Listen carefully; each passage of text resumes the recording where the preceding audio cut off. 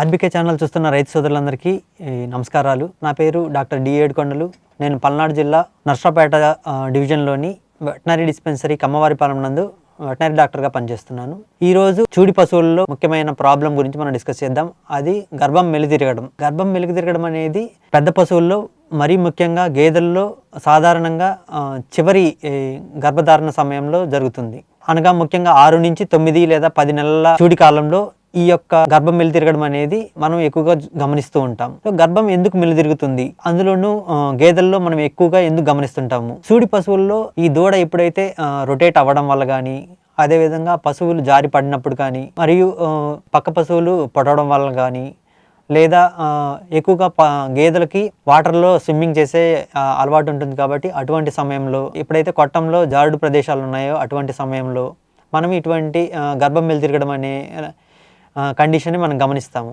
ఇది చాలా ప్రాణాంతకమైనది. సరైన సమయంలో స్పందించకపోతే దూడ, అదేవిధంగా పెద్ద పశువుకి ప్రాణానికి కూడా చాలా ప్రమాదకరమైన జబ్బు. సో ఎందుకు ఇది చూడి పశువుల్లోనే మనకి ఎందుకు వస్తుంది అనగా, ఎప్పుడైతే దూడ కదలికలు పెరిగినప్పుడు, అదేవిధంగా లోపల ఉన్న ఉమ్మ నీరు తగ్గిపోయినప్పుడు, మనకి ఇది ఎక్కువగా లోపల ఉన్న దూడ కదలికలు పెరగడం వలన, యానిమల్ యొక్క మూమెంట్స్ ఎక్కువగా ఉండడం వలన ఈ గర్భం అనేది మెలితిరిగిపోతుంది. మెలితిరగడం వలన దూడకు అందించే రక్త ప్రసరణ, ఏదైతే యుట్రైన్ యొక్క ఆర్టరీ ఉంటుందో ఆ ఆర్టరీ ద్వారా రక్త ప్రసరణ జరుగుతుంది. అది చాలా మందగించిపోతుంది.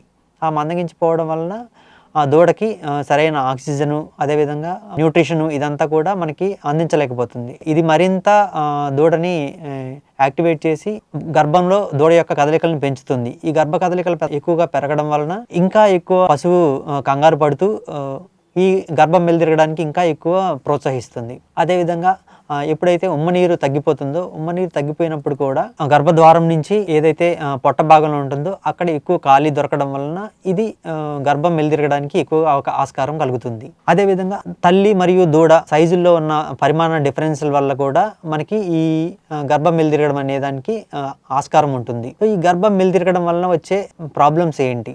గర్భం మెలితిరగడం వలన పూర్తిగా అది ఎంత మాత్రం తిరుగుతుంది, 90 డిగ్రీలు తిరుగుతుందా, లేదా 180 డిగ్రీలు తిరుగుతుందా, 360 డిగ్రీలు తిరుగుతుందా అనే కండిషన్ బట్టి దూడకు ప్రాబ్లము, అదేవిధంగా తల్లికి ప్రాబ్లం అనేదాన్ని మనం నిర్ణయిస్తాము. 90 డిగ్రీల వరకు తిరిగినటువంటి ఈ గర్భం మెలితిరగడంలో లక్షణాలు చాలా నెమ్మదిగా కనిపిస్తాయి.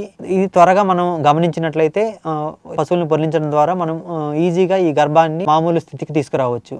అదే 180 డిగ్రీల నుంచి 360 డిగ్రీల ఈ రొటేషన్ ఉన్న సమయాల్లో పశువు దానికై అది తిప్పుకోవడం చాలా కష్టంగా ఉంటుంది.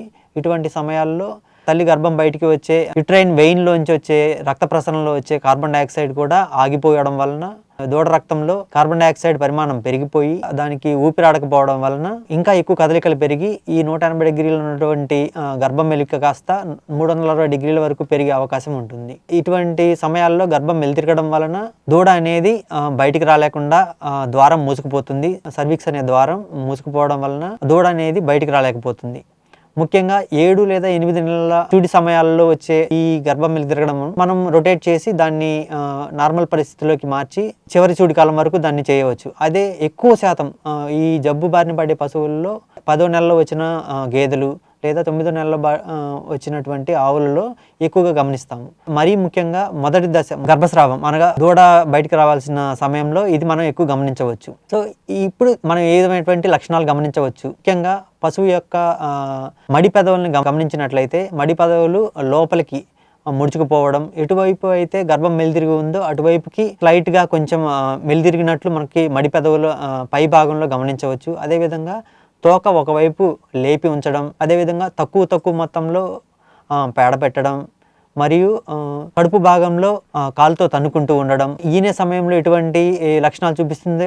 అదేవిధంగా కూర్చోవడం లేవడం అటువంటి లక్షణాలు చూపిస్తూ కొంత సమయం తర్వాత ఈ లక్షణాలన్నీ ఆగిపోయి ఓన్లీ మేత మేయకపోవడం మాత్రమే మనం గమనించవచ్చు. మొదటి లక్షణాలు చాలా ఇంపార్టెంట్. అటువంటివి వచ్చిన వెంటనే దగ్గరలో ఉన్న పశు వైద్యుని సంప్రదించి వాళ్ళ చేత మనం చూడి పశువుని పరీక్ష చేయించుకోవడం ద్వారా మనం పెద్ద పశువుల్లో దూడల మరణాలని, అదేవిధంగా పెద్ద పశువుల యొక్క మరణాలని ఈ గర్భం మెలితిరగడంలో అరికట్టవచ్చు. మెలితిరగడాన్ని నార్మల్ చేయడం ఏ విధంగా చేయవచ్చు? మనం 90 డిగ్రీలు లేదా 100 డిగ్రీలు వంటి గర్భం మెలితిరగని మనం సింపుల్గా యానిమల్ని ఎటువైపు అయితే గర్భం మెలితిరిగిందని పశు వైద్యుడు చెప్తారు. అటువైపే నేల వైపు పడుకోబెట్టి ముందు యొక్క పాదాలు రెండింటిని సపరేట్గా ఒక తాడుతో కట్టి, వెనక యొక్క 2 పాదాలని సపరేట్గా తాడుతో కట్టి యానిమల్ని ఫాస్ట్గా ఎటువైపు అయితే గర్భం వెలుదిరిగిందో అటువైపే మనం రొటేట్ చేయడం ద్వారా మనం 90 డిగ్రీల వైపు వరకు ఉన్న గర్భం వెలుదిరగడాన్ని మనం సవరించవచ్చు. సో అదేవిధంగా 180 డిగ్రీల నుంచి 360 డిగ్రీలు ఉన్నటువంటి ఈ గర్భం వెలుదిరగడాన్ని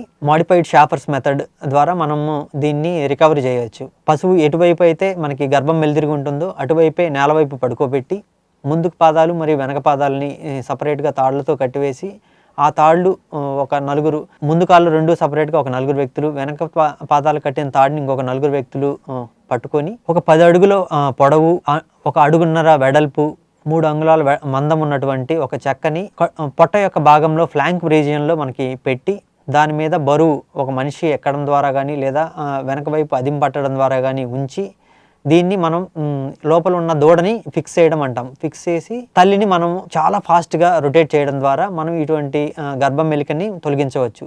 గర్భం మెలిక తొలగించిన వెంటనే మనకి ఈనే సమయంలో కలిగే ఈ యుటరైన్ టార్షన్ని ఈజీగా మనం రిలీవ్ చేయవచ్చు. రిలీవ్ చేసిన దాన్ని మనం ఈజీగా కూడా ఐడెంటిఫై చేయవచ్చు.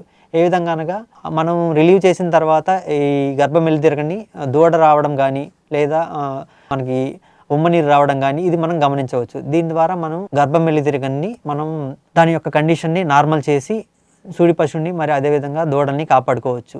ఇది ఎంత వేగంగా స్పందిస్తే రైతు అనేవాళ్ళు అంత త్వరగా మనకి రికవరీ అనేది ఉంటుంది.